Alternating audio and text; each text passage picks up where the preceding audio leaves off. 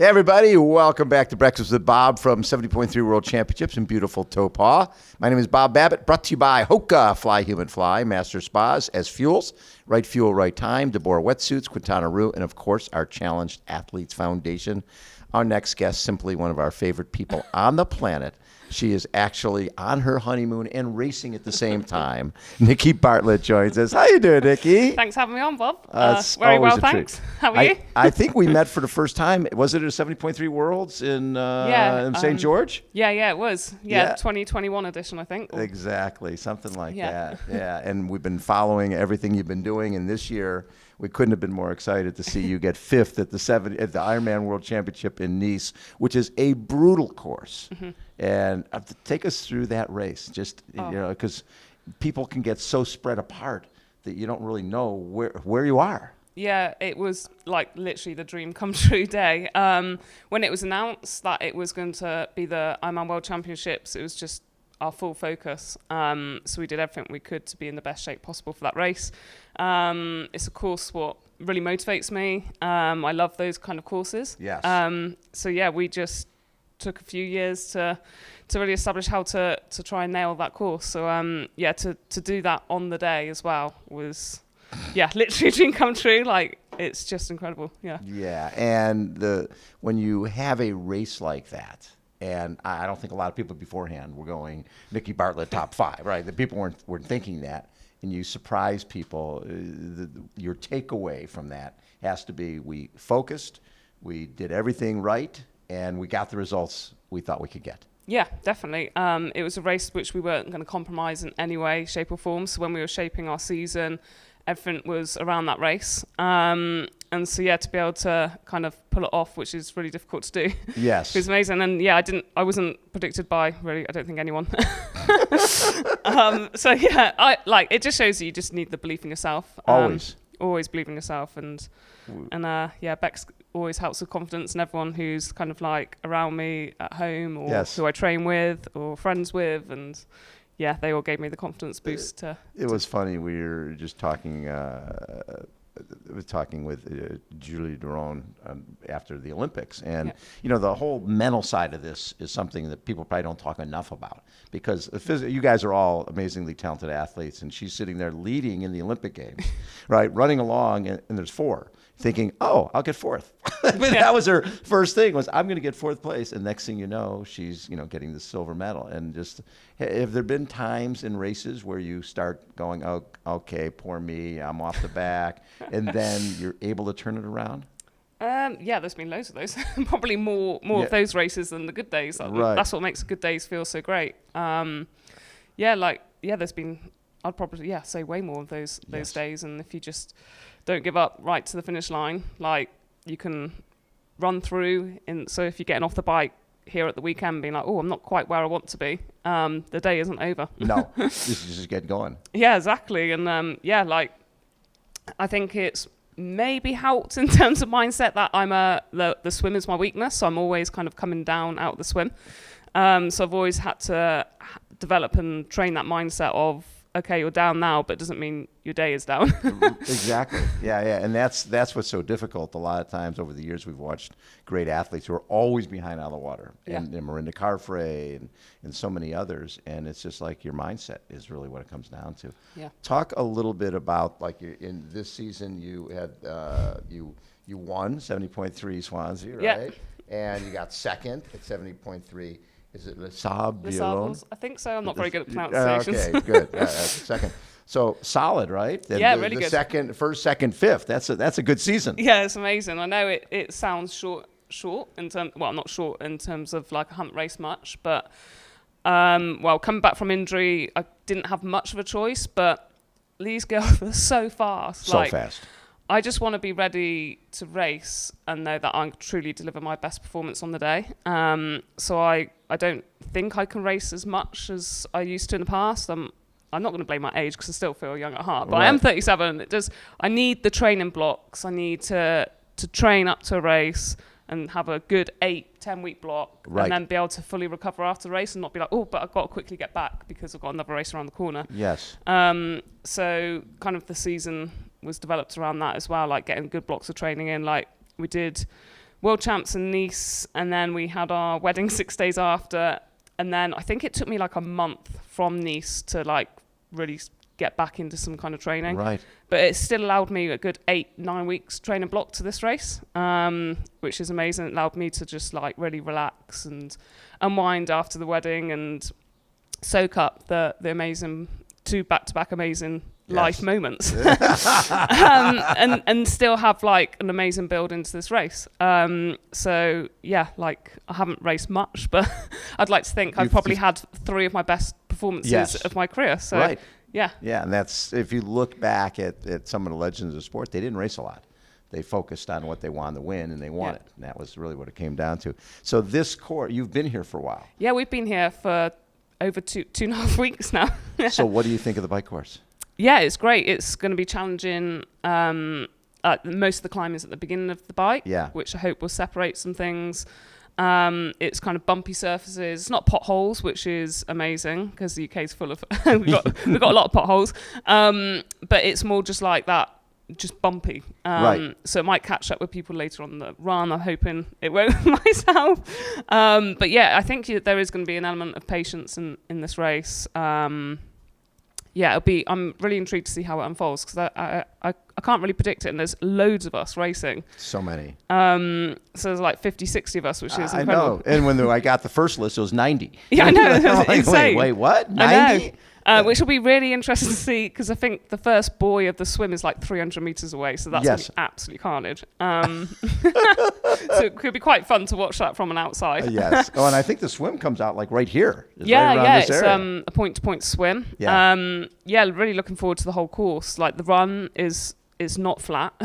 No, it isn't, right? Definitely People think flat. it's all, because if you just go along this boardwalk, it's just a flat run. No. Yeah, and I think it's going to be really hot on race day. Like the temperature here, like you'd read, like when we first got here, and the app would say like 20 degrees, but it does not feel like 20 degrees. And I think race day is like getting up to 26. So it could feel like in the 30s. Yes.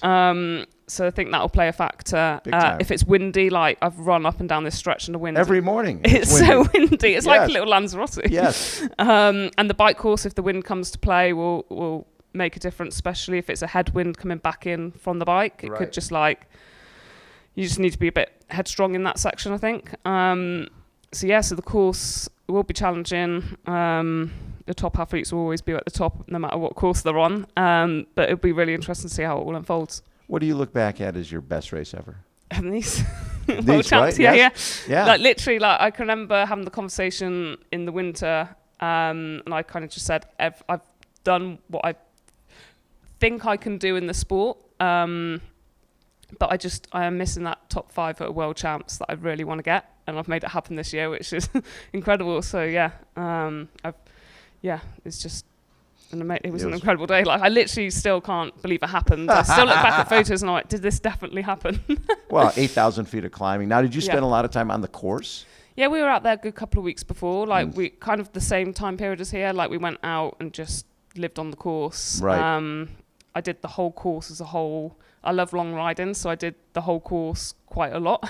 Really? Yeah. Like even like I think 9-10 days before the race, I did the whole course. Kind of, I like that long day feeling in the bike. Adding a swim for a nice long day out. Wow. It's kind of stuff that makes such a difference to ride the course multiple times. Yeah, and it just feels like a training ride. Yeah, definitely. And I think that helped me get that like the best result possible. I mean, I had my career best swim, my career best kind of bike and what's on the bike, and my career best run. I couldn't ask for any more than that, can I? Now, were you dealing with injury leading into that one? Not before, but I was all winter. That's right. With foot stuff. Yeah, plantar fasciitis, and I tore it. Oh, the worst. So I think I started my walk. I started walking again in January. Like I had a significant period of time offload completely, and then I think I started walk run in February. My first run session was in May, and I haven't been able to run as much as I'd like, but it's made us look at running differently and just maximising the time I have running, and the quality time I have running. So we do a lot of like aerobic runs. We just added in a lot of hill work just for strength, but also I think my foot just likes the load of hills.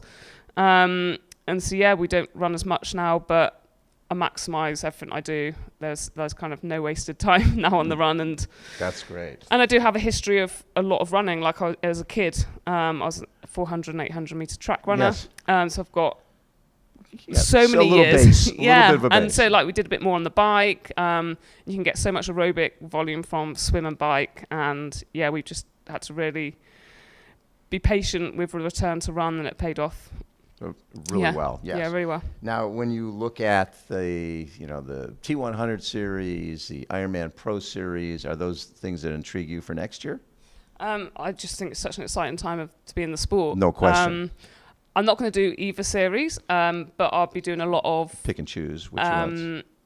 I'd be doing a lot of the Pro Ironman series races next year. Yes. I think I'm 90% decided already. Like when the calendar came out for next year on the Ironman calendar, I was like, oh my God, how am I going to choose? There's so many good races. But I've managed to nail down the kind of around 5 races that I'll target next year. Well, if you end up doing 70.3 Boise, yeah, we have a new CAF facility up there. It'd be fun to have you come by and check out. And we'll be doing a swim clinic up there with.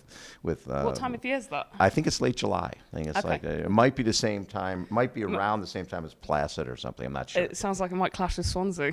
Oh well, you can't. You're defending champion. Never mind. Swansea's all that matters. 2026 or 2027. Yeah, so Swansea, and then you were second there the year before, right? In Swansea, so you. And it's on the Pro Series next year. Oh well, never mind. I know. I literally love racing at home, but I'll put that on. I'll put it around the calendar and see if it works. The other a part of your athletic journey has been the fact that you've been, a pacer for a challenge athlete, for a visually impaired athlete. What did you take away from that? Because this sport can be very selfish of just go swim, bike, run, do some weights, and here you are doing that, but for somebody else who without you can't do it. Yeah, I think it's just the team element, which, because I used to row. So when I was a rower, it was a massive team sport. Yes. And I love that element of the team. And the team as a whole, they're like some of my best friends, and just they literally, most of those athletes and some other athletes, we spent the whole winter this year just having a lot of fun on training camps. Yeah. And they're some of the most special people in our lives. So to have that as a whole has just been incredible. And there's apparently a lot of up and coming athletes coming through. So never say never to LA and the there future. You go. Yeah. That's something I'd like to go and do again. Yeah. And have the whole experience as well, because Paralympics, obviously in Tokyo, we were kind of confined to our bedroom. Right. Yeah. And so I'd love to go and experience the whole Paralympic village vibe and everything else, and I'll see what athletes come through, and if there's any opportunities there in the future. We Lisa Baccaris was with us yesterday. I watched it this morning. Yeah. Oh, you did. And Yeah. she was pacing Taylor Talbot, who seriously was at the Olympic Training Center as a 400-meter runner, visually impaired, right? Yeah. Actually, it may have been 100 and 400. And then she decided that, after Tokyo, okay, I think I want to do triathlon. Yeah. And so Lisa's been pacing her, and she did really well, almost made the team. Yeah, amazing. So it sounds like they might be in LA together. Yeah, in LA you will have a blast. I mean, we got to go to Paris, and it was the coolest experience ever, just seeing, I'd love to come across and get involved with your foundation at some point. We'd love That'd to be have amazing. that. That'd be very, very cool. Yeah. So season's over after this. Honeymoon continues. Yeah, so we're going to do kind of the main bulk of our honeymoon straight after the race. We're hanging around here on the Sunday for the men's race. We're doing that famous walk around here. I can't remember what it's called. And we've got every day planned in different locations. We've got some activity stuff at the start, and then we're going to end with the beach vibe and just relax. The beach vibe, yeah, nice. And then we drop in for Christmas at Bex's family. Back to family. Oh, back to family. Okay. For Christmas. So we land there Christmas Eve at 6 a.m. So I think we're really jet lagged. We're here for just over a month exploring. How fun is that? I know, it's been a lifelong kind of dream to come out to New Zealand, and so we're just going to soak it all up. Yeah, if we're here, it's not an easy place to get to. No, it's not. But once you're here, you better enjoy it all. Might be a once in a lifetime trip, so make the most of it. We're just walking along the sidewalk here, and it's like, oh wait, there's steam coming out of the sidewalk. What's going on? There's like hot water right there. It's like this place is just amazing. Yeah, it's just just beauty at its finest, really, isn't it? Exactly. So and everyone here is so friendly. So friendly. Yeah. What would you be happy with on this weekend? I'm not gonna lie. I would love a top 10. Yeah. I think I'm in shape to get a top 10. I think if you're aiming for top 10, anything else kind of can happen. I'd love to, when you go across the finish line, just collapse onto the floor, lie down, and be like, I've absolutely got everything out of me on race day. I want to have that feeling. And yeah, top 10 would be incredible, and just keep fighting for every position. Which you always do. Yeah. That's what it's about. Yeah. And and I think the fact that you're now doing less races, I think it's tough when you're racing at 8, 10, 12 times a year to go to the well over and over again. But when you're racing a few times a year and you can sort of call your shots, I think it makes it a little easier to bury yourself. Yeah, I feel completely, I actually feel in quite holiday vibe mode at the moment. So I feel super relaxed, but I also feel fit and got loads of energy to give. I don't feel like I want to end my season. Right. It's just going to come to a natural end because it's Christmas, New Year, and it just makes sense to end the season there.